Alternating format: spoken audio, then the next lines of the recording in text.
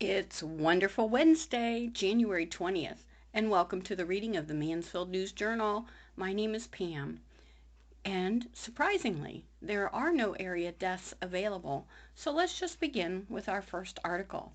Ashland projects funded under capital budget. Main Street Plaza project, Urban Meadow, and Shines Theater receive a state funding by Christine Jenkins. The city of Ashland will soon see improvements and more places to have fun thanks to the 2021-22 capital budget. Ohio lawmakers passed a $2.1 billion capital budget at the end of 2020. In addition to community projects for each of the state's 88 counties, the budget includes $305 million for repairs, renovations, and maintenance for public schools. $452 million for public colleges and universities, $280 million for local infrastructure, and $171 million for economic development and cultural projects. Ashland County received a little more than $1.7 million for its community projects, and Ashland Mayor Matt Miller said he is ready to make the city a vibrant place for residents, old and new, with the funding. Before closing in March, state legislators reached out for any projects to be considered in the state capital budget, Miller said. COVID put everything on hold. We felt there wouldn't be a capital budget, so we were pleased when former state senator and Senate President Larry Obhoff and Governor DeWine put it through. Darrell Kick also helped. We were blessed that our proposals ended up in the funding state capital budget bill package, Miller added. City projects that were added to the state capital budget were the Main Street Plaza project, Urban Meadows, and Shines Theater. Main Street Plaza, $200,000. Main Street Plaza will be located next to Ohio Fire and will be unlike anything we have in Ashland, says the mayor. The plaza will be an outdoor gathering space. The center courtyard will have three large bronze statues of a lion, a tiger, and a bear that will be strong and stable enough so they can be played on by the children. Matt Worster purchased and tore down the building that previously stood on the land. He gifted the property for the development of the plaza. In 2020, the city hired Simonson Construction Services to complete construction. Outdoor concerts and activities will be held on a pergola-covered stage with a brick wall serving as the perimeter. We're excited, said Amber Crummell, front house manager of Ohio Fire. The patio is open and right next to the field, so people can sit out there and listen to the concerts. It's going to be a good thing. We're really looking forward to it. It'll better downtown Ashland and hopefully bring some business. The city received a pledge from a private local nonprofit organization of $125,000. Its identity will be revealed when the plaza breaks ground. The nonprofit pledged this six-figure amount in exchange for naming the plaza, Miller said. The final decision has been approved and the city is expecting to start construction as soon as possible, as weather permits, according to Miller. This announcement was supposed to come in December of 2020 as a Christmas gift. However, COVID forced it to wait until the construction has broken ground, Miller said. Urban Meadow, $150,000. The big open green field on 4th Street will be transformed into a modern park starting this spring. Another private local nonprofit organization contributed $50,000 towards the design and construction of Urban Meadow, whose name will be changed and identity revealed after construction, according to Miller. This space will feature geometric design of concrete walking paths and incorporate artistic design elements that will encourage physical, spiritual, and emotional well-being, Miller said. I know it sounds crazy, Miller said with a laugh, but that is the truth. There will be a space where people can take a walk, sit to reflect, and even play sports. A trail will go through the center of the space. Shines Theater, $500,000. After receiving $800,000 from the state for a new roof, new HVA system, and exterior marquee, Shines Theater is in its second phase, completing the interior. Community funding still will be needed to complete the restoration, and the Shines Theater Board has secured state grants, Miller said. All of these projects have unfolded in our community over the last 3 years and are great examples of public-private partnerships where city government is teaming up with private businesses and organizations to transform our community, Miller said. None of us could do these projects by ourselves, and together we are making a greater community. We're finally playing offense instead of defense, health officials say of the vaccine, by Jerry Goebel. In Bucyrus, thanks to 300 doses of a COVID-19 vaccine, it's going to be a good week at Crawford County Public Health, its leader said. We're finally playing offense instead of defense, Health Commissioner Kate Seifert said Tuesday morning, standing amid the bustle of a vaccination clinic for residents ages 80 and older. Because wearing the mask, social distancing, all that was defense. Now we can finally fight the virus with some offense, with the vaccine. The effort to vaccinate the county's oldest residents against the novel coronavirus got started at 9 a.m. Tuesday with a steady stream of seniors filing into the health department's building on Isaac Beale Road. It's by appointment only because we have such limited amounts of vaccines available to us, Seifert said. We can't just open our doors, unfortunately, like some of our mass flu clinics. So they come for their appointment time. There's a little bit of paperwork for them to do. They've got their consent form, and if they have any questions. And then there's a few screening questions for them to go over, too. After the health department's nurses administer the shots, the seniors were asked to wait 15 minutes before leaving so they could be observed for any reactions. The conference room served as a waiting area where seniors could spread out and watch TV. Andrea Farmer, a nurse practitioner with Ohio Health in Marion, sat in the back of the room Tuesday morning watching over the seniors.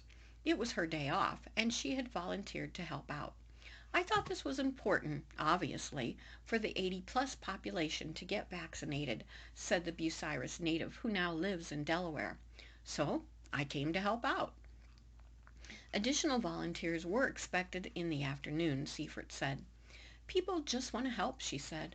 They're so anxious to see us at this stage and help the seniors get through it okay. The seniors have been very grateful, she said. This population, there's no hesitancy to come out and get their vaccine, Seifert said. They've been waiting for their turn and they're so excited to be here. We're really happy to have them here. For Richard Hyde, 82, Bucyrus, there was no question about whether to get vaccinated. I had to get the polio shot when I was a kid, so now I'll get this one, he said. One of his brothers had polio, and he remembers drinking the oral vaccine. Now he's lost 2 friends to COVID-19. Hyde had been taking precautions to avoid the virus. After his neighbors contracted the illness, he self-quarantined for 14 days, but he had been staying home most of the time anyway. Howard Steinman, 86, was accompanied by his daughter Lori Gailey as he stepped into a tiny office with Erin Barnett, a public health nurse, for his vaccination.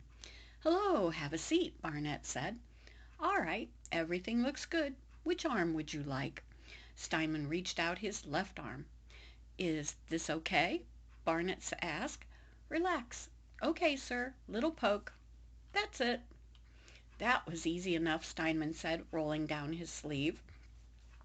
The health department will continue vaccinating residents ages 80 and older for the rest of the week, Seifert said. Next week's schedule will be announced soon, once she learns from the state how much vaccine to expect next week. "They've told us you might not always get vaccine, and your amount may vary from week to week," she said, "and your manufacturer may vary from week to week too. It's a logistics nightmare for scheduling ahead of time, so we schedule 1 week at a time. Receiving vaccines from different manufacturers adds another complication.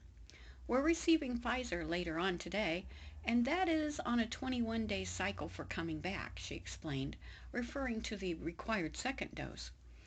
Moderna, which is what we're wrapping up this morning, is on a 28-day cycle for coming back for the second dose, so it's a lot of logistics. On Thursday, the department will begin administering second doses to EMTs who received their first dose before Christmas. So We also have that scheduling to work in as we move forward. All of the people we see this week will need to come back to us, she said, some in 4 weeks, some in 3 weeks. The vaccine is stored in a special freezer purchased for the purpose of using CARES Act dollars through the county commissioners. It keeps the temperature steady and is set up to call the department's nurse if it goes out of temperature. On Tuesday, just 2 boxes were on an upper shelf. A third box on a lower shelf was reserved for people receiving second doses. Each box holds 10 vials, and there's 10 doses in each vial. What we're hoping is eventually there's a large enough quantity of vaccine available that we can have it full, and we can do mass clinics, our drive-through style, and really hit a lot of people, Seifert said. And now, Tyler Portner sworn in as an attorney for Washington, D.C. and New York. Ashland native Tyler D. Portner was sworn in as an attorney to both the Washington, D.C. and New York State Bar. During the COVID-19 pandemic, formal in-person swearing-in ceremonies were suspended. Portner was sworn into the Washington, D.C. Bar at Cornerstone Counseling of Ashland. The oath of the New York Bar was administered remotely as well. Portner is a 2012 graduate of Ashland High School. He graduated from the University of Mount Union and Case Western Reserve School of Law. While he is admitted to practice law in Washington, D.C. and New York, he is awaiting admission to practice law in Ohio. He is working in Washington, D.C. as a contractor for the Department of Justice. Well, it happened in Crawford County. Dawn Ratliff by Mary Fox. Dawn Ratliff is a daughter of Darrell Fanisi and Barbara Hawkins. When Barbara passed away in 1975, she left 3 children, Mickey Markley, Alan, and Dawn Ratliff, who was 4. Darrell later married Maxine Carpenter, and they had a son, Daniel. Dawn attended school at Colonel Crawford. She was a 3-sport athlete, a strong academic student, and actively involved in her church's youth group. Dawn continues these aspects of her life today by running or walking daily, constantly learning new things. Dawn graduated from Colonel Crawford in 1989 and went on to Heidelberg College in Tiffin. She had a double major in business administration and health, physical education, and recreation. She also played softball for 4 years and was a 2-year member of the women's basketball team, which made the Final Four in the NCAA tournament in 1990.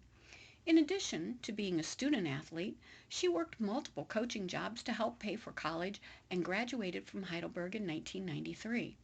Next, she commuted to Columbus for a job she saw as great work and a lot of fun as a personal trainer for Bally's Total Fitness Club. While at Heidelberg, Dawn met Jason Ratliff from Willard. Jason was majoring in education and was a member of Heidelberg's football team. In 1994, Dawn and Jason were married. Jason is a teacher at Willard City School, teaching health and teen leadership classes, equipping young adults to become successful leaders in life. At the time, the couple decided to stay close to home and start their family in a smaller area.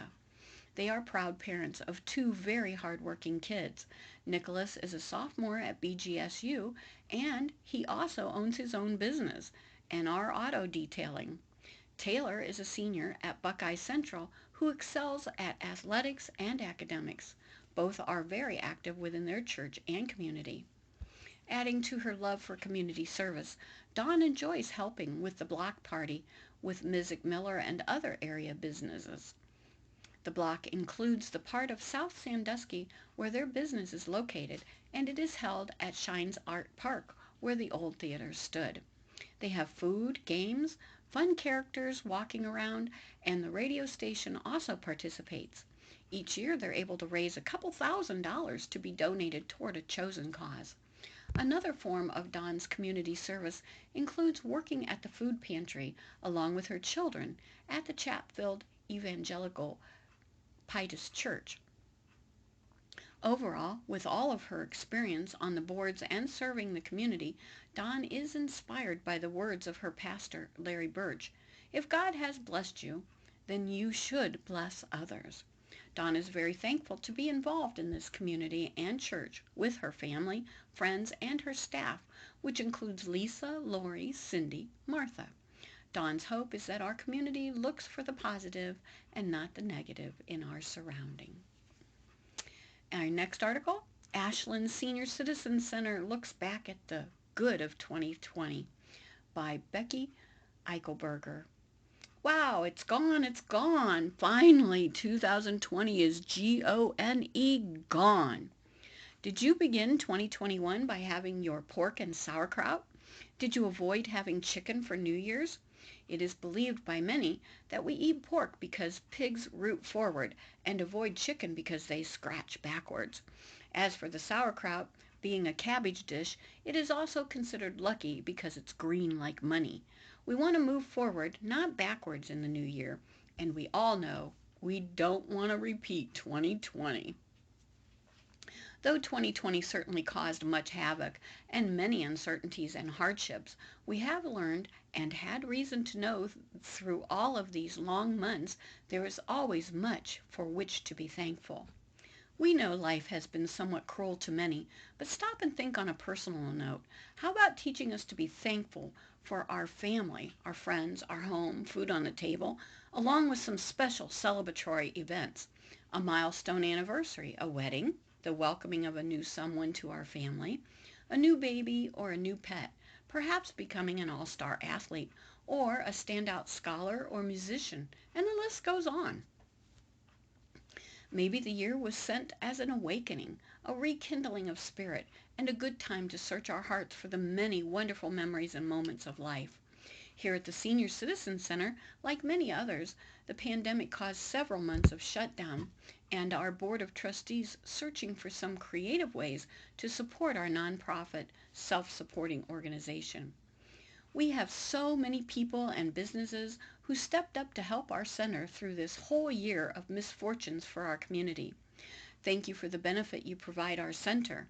Ron Puglisi of Puglisi Pizza, the Saturday evening old car enthusiast, Amy Noel and Kingston of Ashland, and Kim Bittinger and Kindred at Home for the snow cone drive-thru, and the soup and bread pickup sponsored by Kingston of Ashland and Kindred at Home, as well as soups also donated by Brethren Care, Colonial Manor in Loudonville, and the Good Shepherd, Colonial Manor in Loudonville, and the Good Shepherd, and to Amy and Kim respectively for all of their hard work to make it happen.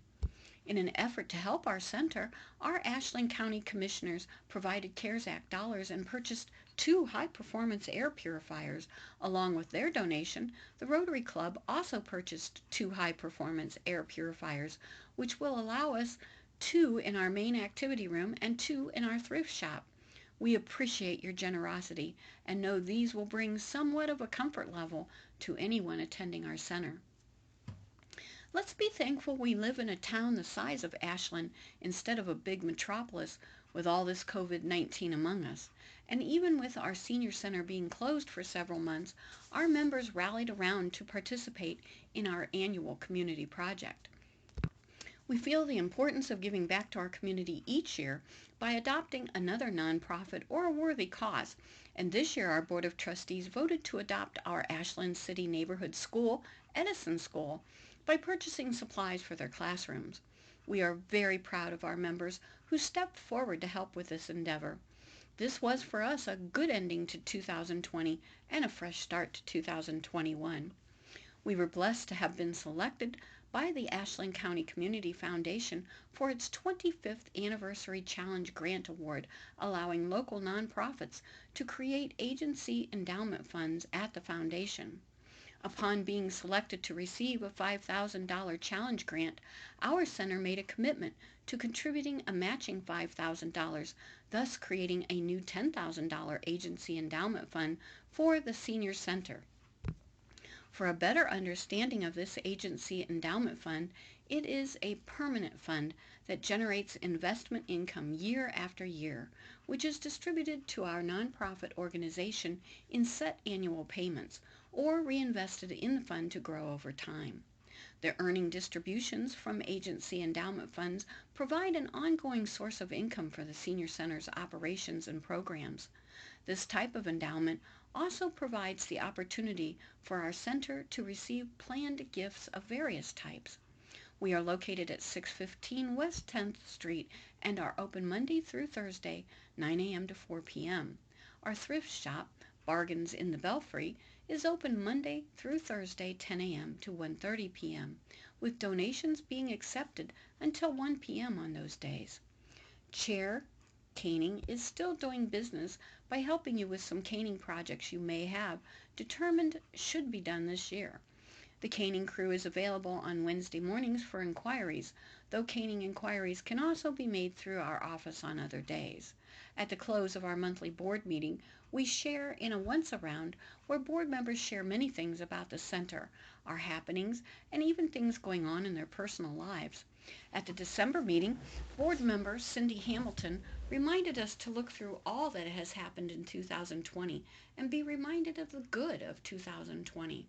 Immediately for me, the light bulb went on, and I thought, what a good article for the Times-Gazette's January Senior Living Quarterly, and what a wonderful way for our board members to share some thoughts with regards to the good of 2020 and our senior center. Margaret A. Anderson said, "The year 2020 was a year of changes for us seniors. We learned to accept new ideas and be more creative in finding safer alternatives when activities had to be canceled or rescheduled. Our members and the community came together to find new ways to contribute and support the center. Wearing masks, keeping safe distances, checking temps, and sanitizing have not kept us from enjoying the limited times we have been together. I think we all now have a greater appreciation for our friends at the center and will value the time, fun, and laughter we will share again in 2021. Ron Bromier said, "One of the things I like about the Senior Center is the guest speakers we have every week. At one of those meetings, I met Brittany Fannin, LPTA, Assistant Rehab Manager for Blue Sky Therapy, explaining their services. After my right shoulder reconstruction and joint replacement, I went to Brittany at Blue Sky for therapy and rehab, and it was the best decision I could have made. My right shoulder is back to normal, and I would not have met Brittany if the Senior Center didn't have these guest speakers. Thank you, Senior Center and guest speakers." Gloria Koss had this to say, "The center's a great place to meet new friends as well as to see friends from younger days. There are always activities for everyone along with Monday lunches and programs. We are very fortunate to have a safe, clean place for seniors to get together." Shirley Dickinson commented, "For those who are not familiar with the Ashland Senior Center, now is the time to get acquainted with a great organization. It gives the seniors a nice place to go and something to do. It is a fun and loving organization and a creative outlet for stress and loneliness, and this past year, we all needed that. When the center was closed because of COVID-19, then I realized how much I really missed not going to the center each week." Secretary Sarah Dinsmore, "Being away from the center so long has made me realize how important their activities and the new friendships I've made are in my life. Where else can you meet others who are of similar age, have similar goals, and are looking for activities that interest them? The key to being a center member is to get involved in their activities, which are often educational, inspirational, and uplifting. We are all in this together and need to make the best of it." Cindy Hamilton had this to say, "The good of 2020. Hey, remember 2020? We had the rare opportunity to push pause on our busy lives for most of that year, giving us all the gift of time. Each of us got to decide what to do with our gift. Some used it to catch up on puzzles, crafts, sleep, cooking, cleaning, reading, sewing, and healing. Seems like everything old was new again. We really missed our center and our friends there. Finally, the governor allowed us to carefully, cautiously, slowly reopen our center. What a joyous feeling to once again be in such a wonderful, safe place with so many friendly faces, though masks covered, anxiously awaiting the interesting programs that are yet to come this year. I'm so thankful for all the enlightening programs the Senior Citizen Center has to offer. Treasurer Judy Harlan. When I first joined, we were having Monday potlucks, which I enjoyed very much, tasting different kinds of the same dish. When the pandemic came to Ashland, the center's members were forced to make many adjustments. We were completely closed for a while. Finally, we were allowed to begin having restaurants, delis, and caterers bring in meals, and also, once again, having interesting programs after the luncheon. I will continue volunteering here as long as I am able. The Assistant Secretary Treasurer Betty Harner added, "Since I joined the Senior Center, I have made many new friends. Most of them I get to see every Monday when COVID allows. We always have a great lunch and an educational and or fun program. I have enjoyed the bus trips, going places I would never have gone, and eaten at restaurants I never had the opportunity to have been to. This has been both educational and enjoyable. I hope we can do this again in the future." Tom Heron, Vice President. "If any good came out of the year 2020, it's that our members and volunteers have missed being involved in our many social activities. Some have said being away from the center was like not seeing your best friend for a while. The center has always been a hub for friendship making. I learned that our many loyal members have found being away from the center gave them a real sense of wanting to return to being normal again. We are blessed to have friends and supporters who have helped the center maintain its strength and existence throughout 2020. Elsie Kroll said, "The center has been a home away from home for me. Not being from Ashland, it has been so easy to make friends since all of our members are so friendly and caring. Also, I love the can-do attitude. Whatever project or task we are given, someone comes through and says, 'I can do it.' There's a feeling of family with the board members especially. We have the same goal. What can we do to make the center better?" Donna Landis. "The year 2020 made me realize how much I enjoy going to the Senior Center to see and visit with my old friends and make new ones, and enjoy the activities and programs which we have. The center is always clean, everybody's so friendly, and willing to help when asked." Roger Pendleton. "2020 has reminded us just how fragile life can be. Give thanks for what you have today, because tomorrow it may be just a memory. I try to force myself to stop and smell the roses and enjoy the simpler things in life that often we miss in our fast-paced society." Kathy Perman. "I have found me a home away from home. The center has given me a lot of new friends and a lot of different interests in things. What makes it more interesting is that we are almost all the same age. I have enjoyed our Monday luncheons and our speakers that follow. I have found a very knowledgeable board that I am proud to serve on." Co-manager Sharon Gabura. "Our senior center is a place where seniors can gather to fulfill their social, physical, and emotional needs, but 2020 made it a bit more difficult. The center did their best to keep some of our activities alive. Instead of having our normal Monday lunches in potluck form, we sought out businesses with Ashland to prepare a small lunch for the seniors associated with the cost. We pulled together to show relentless spirit for our center and our members." Co-manager Deb Kyle. "The best thing for me at the center in 2020 was that I found a whole new set of friends. I've been at this job now for a little over a year, and all of the members have welcomed me with open arms. I truly enjoy each one's individual sense of humor and the care they show for one another and for me. There is always laughter here. May I add to all of the above comments, the good of 2020 just gave me refreshing thoughts of all of those who have a true concern for our center, and just how fortunate we are to have our senior center and to live in the great giving community of Ashland. Leaving 2020 behind us and looking for a better 2021 is our hope. It is our hope you have noted a few things that you may wish to experience by joining us at the Senior Center. Annual membership is $15, which includes a monthly newsletter, the Golden Age Lantern, and many opportunities to get involved, not to mention meeting new friends, being involved with others' own age, and the camaraderie of each event. Please feel free to call the center at 419-289-7745. Take care, be safe, and let us look forward to a safe, healthy, and happy new year. In brief, Foundation accepting Summertime Kids grants applications. The Richland County Foundation is accepting applications from nonprofit organizations for its Summertime Kids Grant Program, or the SKT. The grants for all nonprofit agencies to provide safe, fun-filled activities for Richland County children during the summer. Grants amount ranges from $250 to $2,000. Last year, a committee that included Foundation Board of Trustee and community members awarded over $45,000 in STK grants. For more information, Sierra Marth at smarth@rcfoundation.org or call at 419-525-3020 to assure a program complies with the focus and guidelines.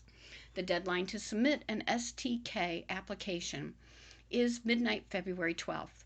Applications and grant guidelines are available at richlandcountyfoundation.org. That includes the reading of the Mansfield News Journal for Wednesday, January 20th. Please stay safe. Thank you for having me into your home. This is Pam saying be blessed. Make it a great day.